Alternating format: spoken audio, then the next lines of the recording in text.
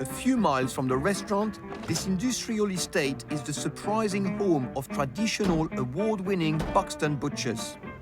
I want to find out why our Côte de Bœuf tasted so good.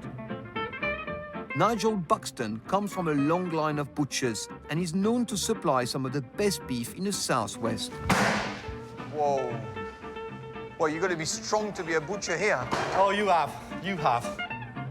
Nigel delivers to around 150 restaurants and customers a day, but he still hand selects up to 100 steaks for Freddy every week.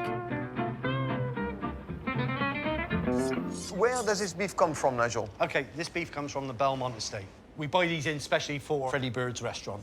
And on the Belmont estate, they've done a lot of research in how to breed and how to produce quality products. It's grass-fed, and when the animal's out there eating different types of grass, clovers and herbs, right. So it's having a mixed salad. And that will flavour the meat, right? That That will flavour the meat. What the animal eat is what you taste, really. You know, the Côte de Bœuf is one of my favourite cuts. But can you show me, where is it here on this carcass?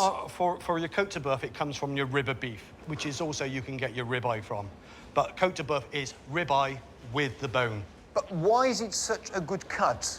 Because you have a mixture of steak meat and fat.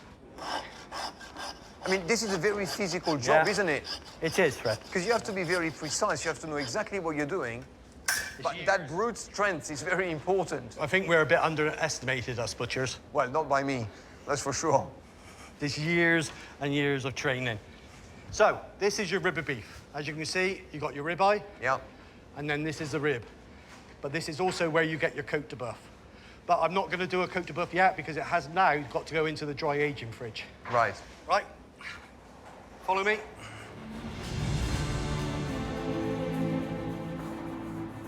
Unlike most butchers who hang their meat in a normal fridge, Nigel has taken the dry aging process to another level. Nigel, this is like Côte de Bœuf paradise, isn't it? This is my man cave. I have never seen anything like this. Wow. There are over 400 prime cuts of beef here, aging in a specially built chamber, lined with uncut Himalayan salt bricks. So I'm just going to pop this up here for a month, and in a month's time, Freddy will be having that at his restaurant. So this is pure salt, 100% salt, is it? It's 100% salt. So what happens, we have good airflow in here, so the air is picking up moisture. And then as soon as it hits the bricks capture that moisture. So how much does it cost to get all these bricks here? Don't tell my wife, but I think around about £3,500 to £4,000. Really? So you get this straight from the Himalayas? Yes. Salt has been used to preserve meat around the world for over 7,000 years. But 5 years ago, Nigel was one of only a handful of butchers in the UK to build a Himalayan salt wall. So what's important in this chamber here is to take away the moisture from the meat, isn't it? It's to take away the moisture slowly, but it's enhancing the flavours. According to Nigel, the first 21 days of aging is about tenderizing the meat. After that, the flavor intensifies. The more fat on the meat, the longer it can be aged. For example, Fred, we've got a piece of beef here, lovely fat, okay? So that is like a protective coat. The face of the meat, you can see the dark color. This is where the moisture's been taken out.